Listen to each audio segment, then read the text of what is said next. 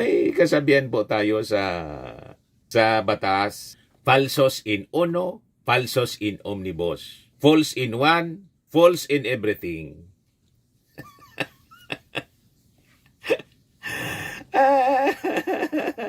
Bagsak agad mga kababayan. Inamin niya, nagkamali siya sa pagsama kay Laila de Lima. Kung nagkamali siya sa pagsama kay Laila de Lima, malamang lahat mali. Mali man talaga lahat kasi gawa-gawa man lang ito mga kababayan ni Atty. Baligod kasi nasa likod niya, alam na ninyo kung sino. Gustong siraan natin politika, mga kababayan, yung ICC case ni Digong. At pati, gustong ipahid, idama yung ating Pangulong Bongbong Marcos dito na nagbayad.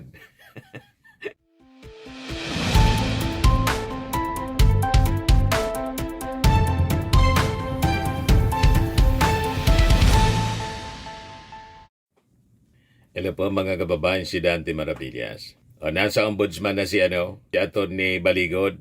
Yung affidavit daw ng mga Marines, isasubmit niya sa ombudsman. Lawyer Levy Baligod arrives at the office of the ombudsman to file a document. Baligod earlier claimed that former Marines or Navy personnel served as bagmen and security aides or delivered 805 billion to President Ferdinand Bongbong Marcos, former House Speaker Martin Romualdez, and former Ako Bicol Party List Representative Saldico. At sabi, pati sa ICC, isasubmit daw nila. Di submit ninyo. Sinong tinatakot ninyo? Siyempre, mas maganda nga isubmit ninyo para makross-examine. At sigurado, pag na-cross-examine yan, kukulaps ang mga narratives ninyo. Ngayon pa nga lang, bagsakan na. Yan, patunay yun.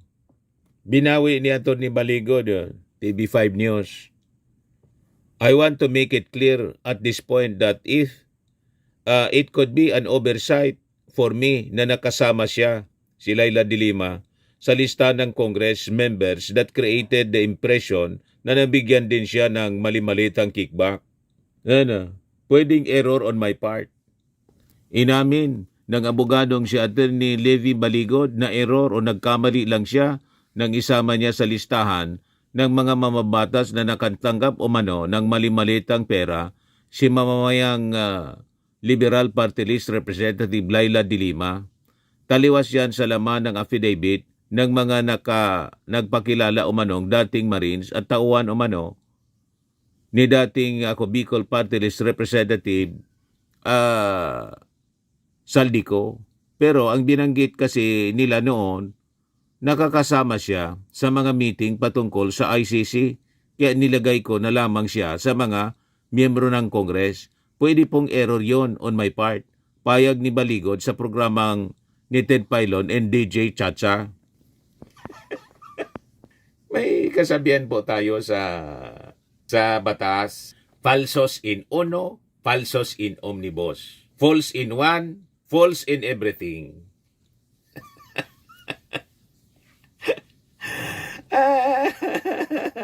Bagsak agad mga kababayan. Inamin niya, nagkamali siya sa pagsama kay Laila de Lima. Kung nagkamali siya sa pagsama kay Laila de Lima, malamang lahat mali. Mali man talaga lahat kasi gawa-gawa man lang ito mga kababayan ni Atty. Baligod kasi nasa likod niya, alam na ninyo kung sino. Gustong siraan natin politika, mga kababayan, yung ICC case ni Digong. At pati, gustong ipahid, idama yung ating Pangulong Bongbong Marcos dito na nagbayad. You see? Nag-react na rin si Janet Garin, isa sa mga napangalanan doon. Ang daming sinama sa lista ng mga congressmen. Yes, sabi ni Janet Garin, fake news again, clearly fabricated and baseless. Who delivered? Where and when? Yan ang tanong niya. Obviously, hindi nila masasabat because it's fake information. and patalang diversion sa tuod nga mga issues subong. No wonder the press con was not attended and carried by reputable outlets. Ang nandun lang, net 25 po. Tapos yung mga DDS vloggers, tulad ni Jason Za, ngayon, pinick up na lang ng mainstream media kasi kinuna ng reaksyon. Pero hindi pumunta doon sa press con mismo ni Anthony Baligon. Ngayon, siyempre, pinakalat na nila, pinatulan na ng mainstream media. Pero hindi nangangulugan. Naniniwala yung mainstream media sa kanila. Kino-cover lang yung kwento. Ito naman yung statement ng Makabayan Black kasi kasama yung mga Makabayan Blacks sa nilista ni Baligod. Sabi dito, 3 former members belonging to the leftist Makabayan Black on Tuesday called the allegations of persons claiming to be ex-Marines as diversionary, saying they are intended to draw people's attention away from former President Duterte's ICC hearings and Vice President Sara Duterte's impending impeachment proceeding. In a joint statement, former party list Representative Franz Castro of AC Teachers, Arlene Brosas of Gabriela Women's Party List, and Raul Manuel of Kabataan also denied they benefited from alleged kickbacks from anomalous flood control projects. They said the ex-soldiers' allegations are a desperate attempt to divert attention from the serious criminal charges facing Rodrigo Duterte at the ICC and the upcoming impeachment proceedings laban kay Sara. Mariin naming pinabubulaanan ang mga paratang na to. Malinaw ang track record ng Makabayan na hindi nagpapayaman sa pwesto. These are fabricated charges designed to intimidate us and to undermine the people's quest for truth and accountability. Di ba, mga kababayan? Sabi pa sa kanilang payag, this is a classic Duterte playbook. When cornered by evidence of their crimes in corruption, they manufacture lies and attack their accusers. It is telling that the statements specifically targets Makabayan representatives who has been active participants in the Quadcom hearings, in-house investigations that expose the Duterte's corruption and abuses. Ito ay malinaw na pagiganti at pagtatangkang patayin ang credibility ng mga kumilos upang ilantad ang katotohanan. The accusations are nothing but chismis and guilt by association, devoid of any concrete details or evidence. They added that an unsigned statement has no legal value and exposes the desperation of those behind this black propaganda. Why release this now? Precisely when Duterte faces ICC proceedings and Sara Duterte faces impeachment, sabi po ni Castro Brosas in Manuel. The Filipino people will not be fooled by these diversionary tactics, anya. The Dutertes cannot escape accountability for their crimes by manufacturing lies against those who dare to speak truth to power. Makabayan will not be silenced. We will continue to fight for justice and to hold the corrupt and the powerful accountable no matter how many false accusations they throw at us. Diversionary tactics man talaga po. Mga kababayan, malinaw. Tinaon dito sa trial ni Digong at saka impeachment ni Sara para ang pag-usapan po yung fake news nila. Maganda ang hanap buhay mga kababayan ni Baligot at nagkahanap buhay din yung mga walang trabahong Marines, ex-Marines daw po. Tapos sigurado, after na mag-appear ito sa Senado, resolusyon ni Amy Marcos, pag i-cross-examine na, hindi na po yan haharap, magsisipagtago na, ayos na niya, na-accomplish na namin na niya yung aming misyon. Tulad ni Gutesa, hindi na nagpakita.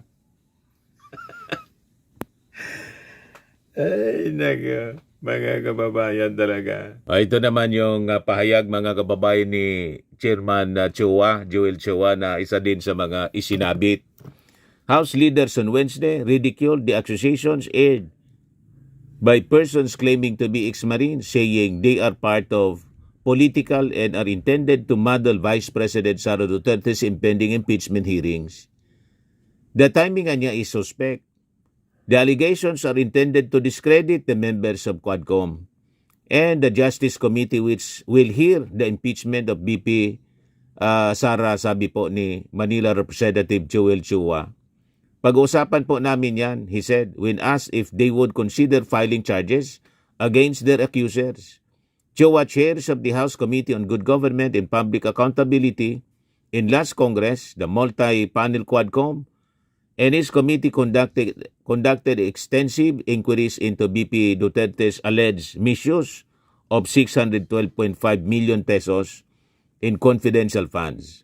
Sabi naman po ni Deputy Speaker Paulo Ortega of La Union, said critics should refrain from peddling unfounded narratives dismissing the alleged allegations as baseless.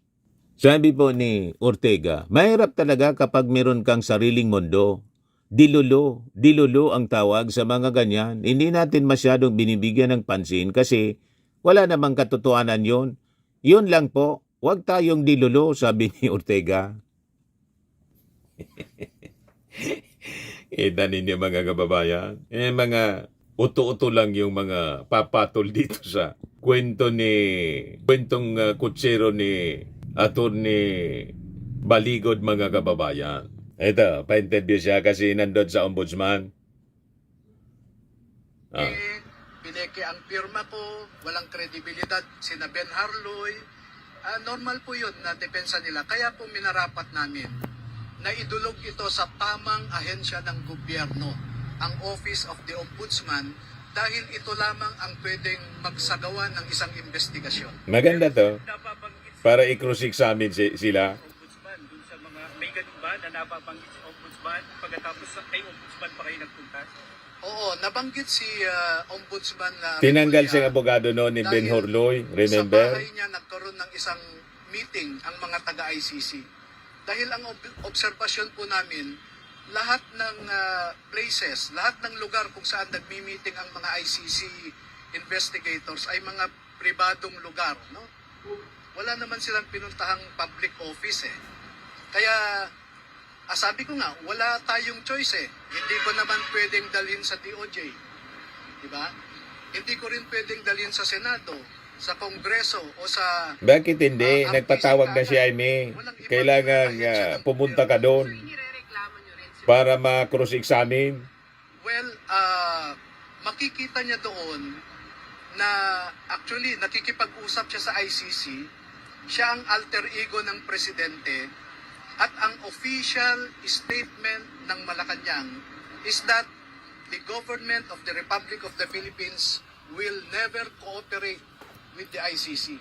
And yet you have a high-ranking official of the government, no less than the Secretary of the Department of Justice, cooperating with the ICC. And we have a maxim in law that what you are prohibited to do directly, you cannot do indirectly. Sir, ano pong violation nun? Ano pong violation ng pakikipag-usap niya?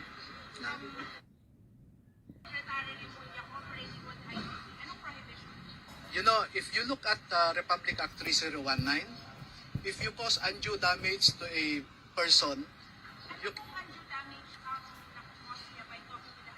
Well, I will not tell you now the possible connection. Kasi merong kidnapping silang kinaso yung pamilya ni Duterte. Alam na ninyo mga kababayan kung sino nasa likod, di ba? Kidnapping. There is what we call conspiracy or collusion. Kaya ayoko munang magkomento dyan. Sir, may nagpupondo raw sa inyo. Meron daw nasa likod ninyo, kaya kayo kumikilos ito. Ano po sa mga dito, Attorney? Katulad ng sasabihin ko kanina pa, normal na akusahan nila ako ng kung ano-ano na may nagpondo sa akin. Kung pwede rin Alangan, wala. ilabas nila yung Gagawin mo yan? ebidensya nila na ako ay pinopondohan. I can open my bank account, they can inspect it, anything. Welcome tayo dyan. Sir, yung pera na nag-pick-up, so hindi daw yung amount parang hindi siya accurate kasi yung sinasabi doon sa national budget, parang ang sinasabi ni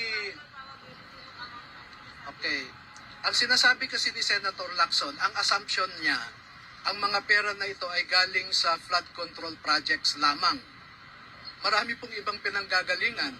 Department of Agriculture, Department of Environment, no, yung mga reforestation program, no, yung mga irrigation projects. Kasi ang pinupunto lang niya yung flood control Pero meron tayong irrigation projects na maraming ghost dyan.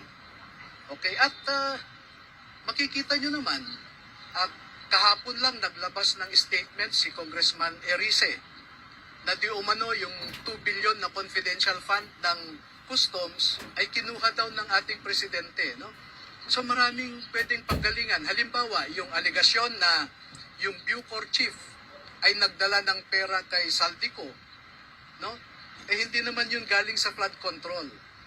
And even assuming na flood control lang, ang total niyan mga 1.3 trillion ang flood control fund, 1.3 trillion. Kung makita nyo yung sa PDAP scam, 60 to 70% ang kinukuha ng mga mambabatas. Kaya yung sinasabi niya, 70% ng 1.3 trillion is about 800 billion. That is accurate. Kasi nga, binase ko yung statement ko na yan dahil 3 hanggang 4 na beses ang mga dating sundalo na ito, ang sinasabi nila na nagde-deliver sila sa Forbes Park 3 to 4 times a week at hindi bababa ng 20 na bagahe kada delivery. At Sabi ni Ping Lacson, mga 13,000 daw na bags. Ang 805 billion. hindi ko po alam. Walang sinasabi. Kasi diba sir, sabi niyo, pera ni Sandy ko, ginagawang bribe sa mga public officials, para saan? Wala po kaming sinasabing bribery ha. Ang sinasabi ng affidavit nila ay nagbibigay ng pera si Saldico sa mga government official na ito. Kaya pag makikita po ninyo yung referral ko sa ombudsman, there is a possible violation of RA 3019 at saka 6713. At ang klaro na sinabi ko, maaaring makita rin ng ombudsman kung mag-imbestiga later na po pwedeng may violation sa malversation at saka bribery. Bakit sila bibigyan ni Sandy ko? Yun po ang lalabas sa investigasyon. Attorney, ano yung naging vetting process natin para dun sa mga statement, ilang buwan, ano yung mga naging challenge? Okay, may mga kinausap akong ibang kasamahan nila na sa ngayon ay yung iba ayaw nilang lumabas, no? At nagbigay pa nga sila ng mga litrato maliban sa binigay sa akin ng mga 18 na ito, ay may iba pa silang ibinigay sa akin na pati dokumento. No? Yun ang vetting process na ginawa ko. At nag-umpisang makausap ko sila October pa lamang, no? So November, December, January lamang po sila nag-decide na gusto nilang ilabas ang kanilang nalalaman dahil po sa isang insidente na dinamdam nilang lahat. Meron silang isang kasamahan na namatay ang kanyang apo sa ospital, 2 years old. Dahil walang maibigay na gamot yung hospital sa apo niya. At namuni-muni niya na ang dahilan na walang pondo ang ating mga ospital ay dahil nga ninanakaw ang pondo. Sir, sabi May emotional touch pa. na magkakaroon kayo ng mga paglalatag ng mga ebidensya bukod dun sa pictures tsaka sa statement ng mga marino. Ano po yung bagong ebidensya na inilatag niya sa referral po ngayong umaga? Okay, itong nasa affidavit kasi nila, ang tinatawag namin dyan ay allegation of ultimate facts, no? Ultimate facts. Pagdating po ng investigasyon ay doon lalabas yung mga specifics, yung mga details, yung mga detalye. Okay po, thank you so much. Matesting mga kababayan kung tatayo ang mga aligasyon na to once na na-examine yung mga dokumento. Sa mga naghanap ng malinis and spacious fitness gym, pumunta lang po kayo sa aming Colossal Fitness Gym. We also offer Grab Car Rental with our brand new 2023 model ng Toyota Innova. We also accept booking for those who are planning to travel via PAL, Cebu Pacific, and other airline companies, local and international, and bills payment for Meralco Bills, PLDT, Aleco Bills, etc. Ang Colossal Fitness Gym is located at 3rd floor Security Bank Building, Landco Business Park, Legazpi City, Albay. For inquiries, look for Chilon Maravillas. Contact number 0966-802-0949. Yan yung aming Innova. Lagi na pong matawa sa amin. Pati mga foreigners po, tingnan ninyo. Mga British tourists sila. Ang lalaki ng katawan na, mga kababayan, nag-gym sa amin. Ito naman po, Indian National. Ito mga mga European sila. Ito naman yung bago naming product na binibenta online, Eye Glow Serum. Whitening po siya galing sa South Korea. Tingnan ninyo yung epekto sa aking anak na architect entrepreneur, Riz Maravillas. For inquiries, look for Riz Maravillas on FB. Ito naman po, Fairmax Firming and Lifting Cream. Pinapahid po sa mga pulses and other affected area. Mainam po ito sa mga pains at paninigas ng mga kaso-kasuan. Ito po, Automax Radiant Serum. Sa mukha naman yung application. Anti-aging po siya. You will look 10 years younger than your age. Ito naman po yung bagong product naming binibenta online. I am Worldwide Amazing Pure Organic Barley Powdered Drink Mix from Australia. Mainam po ito sa mga cancer patients. Tingnan niyo itong cancer survivor. Siya po si Yulitan, ovarian cancer survivor. Sabi niya, barley did not just save my life. It gave me a new life. In 2019, Julie faced the fight of her life. Through surgery and harsh chemotherapy, I am Worldwide Amazing Pure Organic Barley became her source of strength. It boosted her immune system when she needed it most and gave her the energy to keep going.